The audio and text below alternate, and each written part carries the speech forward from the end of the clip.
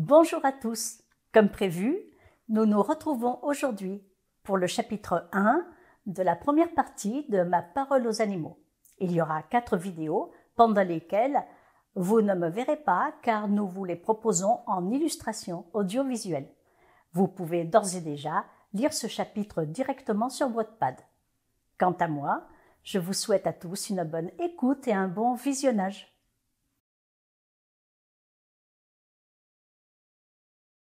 Avant de vous parler de cette possibilité qu'ont tous les humains de communiquer avec les animaux, je vais tout d'abord vous raconter mon histoire et comment j'ai découvert cette capacité en moi.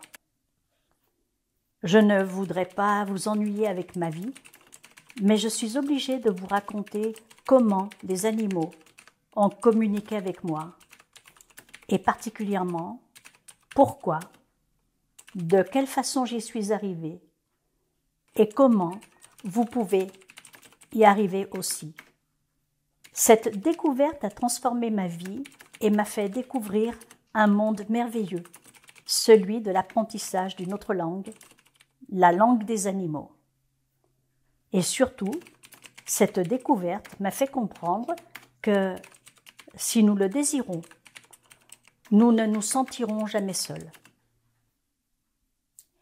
Quels que soient les aléas, les circonstances plus ou moins douloureuses de votre vie, vous pouvez, vous aussi, trouver un animal à qui parler et qui acceptera de vous parler. Rien n'arrive jamais par hasard. La vie nous présente toujours des défis à relever, mais elle le fait parce que nous sommes capables de les relever, parce que nous sommes suffisamment forts pour le faire. Si moi j'ai réussi sans sombrer dans la folie furieuse, vous pouvez le faire aussi. Et surtout, j'ai une confiance absolue dans les animaux pour vous aider. Autre chose, ce que j'écris ici n'a jamais été raconté de cette façon-là avec mon vécu et mon ressenti le plus profond. Je vous livre ici un pan de ma vie intime, personnelle et secrète. Mais grâce à ce vécu, j'ai pu faire l'expérience la plus extraordinaire de ma vie. Les animaux m'ont changé et m'ont sauvé de la folie. Bonne lecture et bonne chance avec les animaux que vous aimez.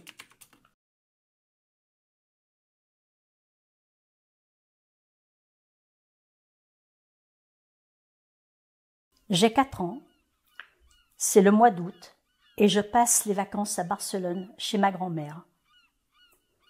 J'y suis venue avec mes parents et tout va parfaitement bien dans mon monde.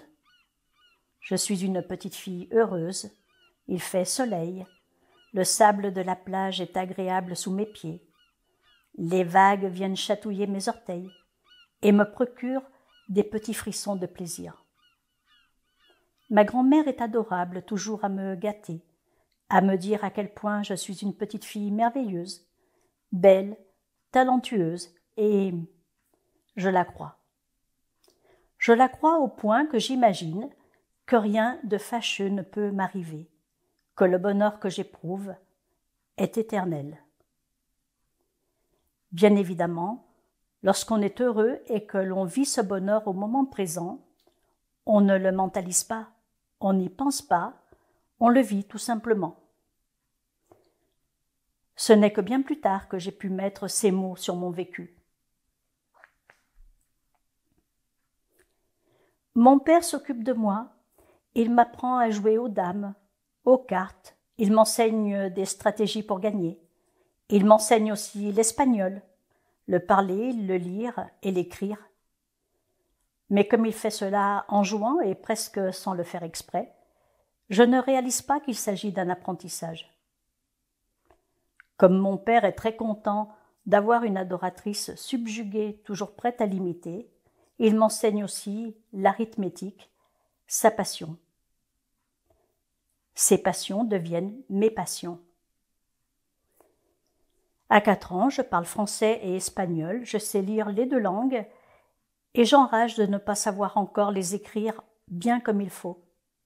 J'additionne, je soustrais, je multiplie. Comme je suis le plus jeune membre de la famille, tout le monde s'occupe de moi et prend soin de moi. Ma grand-mère possède une grande maison sur 3 niveaux avec un patio de style andalou.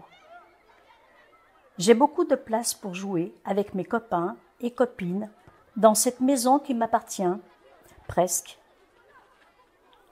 Un jour, une de mes tantes vient nous rendre visite l'après-midi et me propose d'aller chez elle voir mon cousin Fernando, qui est très impatient de pouvoir jouer avec moi et m'apprendre la guitare. À 4 ans, je suis amoureuse de Fernando parce qu'il a 14 ans, c'est un grand, et j'ai très envie qu'il m'apprenne à jouer de la guitare. Mais lui, d'habitude, ne me regarde même pas, je n'existe pas pour lui. Il me repousse sans cesse dès que je m'approche. Aussi, je suis surprise de cette proposition et le doute s'insinue en moi. Ma mère, qui d'ordinaire ne s'intéresse pas à moi, me regarde avec intensité et me pousse à partir avec ma tante, m'expliquant à quel point je vais apprécier cette séance de guitare.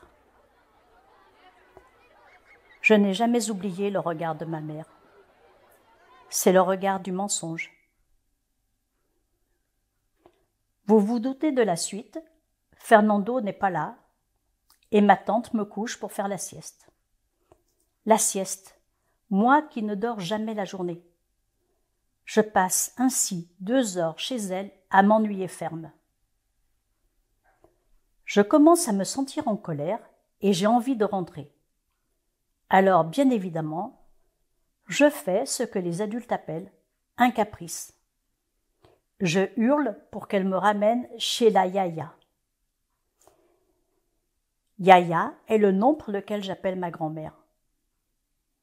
Mes parents sont absents. Mais cela ne me surprend pas car ils ont l'habitude d'aller au centre de Barcelone, souvent y passer l'après-midi et aller au théâtre le soir. Le lendemain, je ne vois toujours pas mes parents, alors je m'inquiète. Où sont-ils ?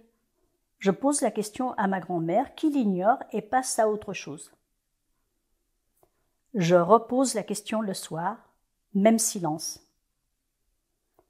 Cette nuit-là, j'ai très mal dormi. Le surlendemain, je repose la question à ma grand-mère « Où sont mes parents ?» Et je refuse de lâcher prise. Je pose la question encore et encore d'une façon hystérique jusqu'à me mettre à hurler de terreur. Mon oncle Raphaël crie aussi et couvre mes paroles avec ces mots terribles. « Dis-lui la vérité enfin. Dis-lui que sa mère l'a abandonné. » Ces paroles ont un effet glaçant sur moi. Elles ont le pouvoir de me faire taire d'un coup, d'arrêter mes hurlements et de stopper toute vie en moi. Je reste prostrée, silencieuse, sidérée. Ma grand-mère me prend dans ses bras et tout en me berçant m'explique qu'ils ont dû repartir en France, qu'ils m'ont laissée chez elle pour 1 an et qu'ils reviendront me chercher au mois d'août de l'année prochaine. Je ne l'entends pas vraiment. Ces paroles ne m'inspirent rien de connu et j'ai l'impression de ne plus rien comprendre. L'année prochaine ne veut rien dire pour moi. Alors je reste là, sans réaction. Je suis morte. Plus aucun son n'est sorti de ma bouche pendant les semaines ou les mois, je ne sais plus, qui ont suivi. Je me laisse laver, habiller, je reste inerte, je ne veux plus jouer et je perds tous mes copains. Je suis devenue autiste en quelque sorte. Je n'avais plus envie de rien.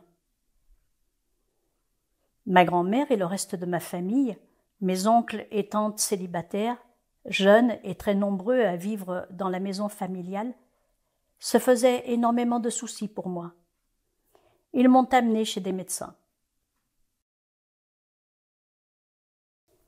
Je ne participais plus à rien, j'attendais de voir ce qui allait se passer, car je n'en doutais pas, il allait certainement se passer quelque chose de terrible. Je supposais que mes parents avaient dû avoir une excellente raison de me laisser là. J'attendais là, sans cesse.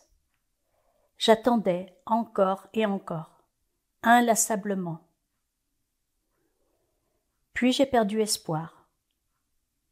Puis j'ai baissé les bras et j'ai renoncé.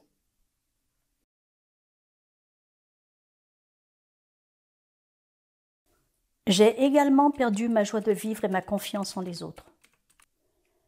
Je participais tellement peu à la vie que je me souviens d'un jour où ma grand-mère me promenait. Elle s'est arrêtée pour parler avec un homme qui fumait une cigarette.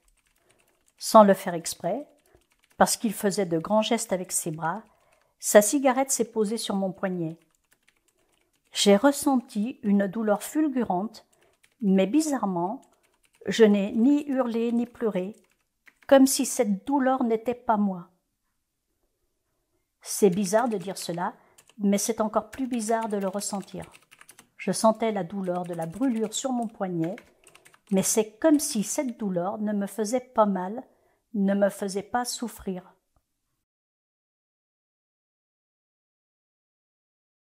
Cela me surprenait tellement, ce manque de souffrance, que je regardais la cloque se former avec un intérêt tout scientifique. Cette cloque m'a tenu compagnie pendant longtemps. Je passais des heures à la regarder, sans comprendre ce qu'elle faisait là, sur mon poignet. J'étais subjuguée par les transformations successives de la brûlure. J'avais un besoin intense de me l'approprier parce que je ne comprenais pas pourquoi je ne souffrais pas.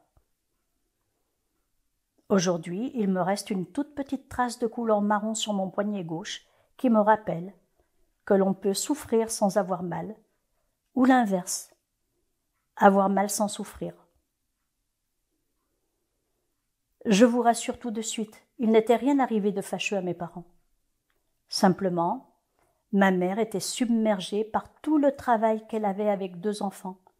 J'avais un frère de 2 ans qui, lui, est reparti avec eux.